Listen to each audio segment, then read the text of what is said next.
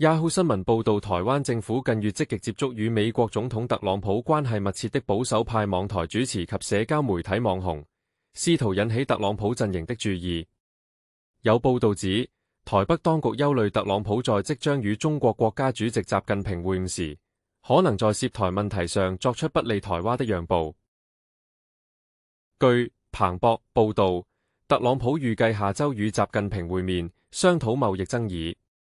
中國方面據報要求白宮公開表明反對台灣獨立，若美方作出此舉，將被視為北京的重大外交勝利。由於賴清德無法直接與美國總統會晤，他透過此類訪問間接與特朗普陣營接觸。有官員形容，賴此舉反映其對特朗普外交取態的憂慮與急切。台積電投資1000億美元也未鞏固地位，以台積電是美，由普新救火，新不盡，火不滅。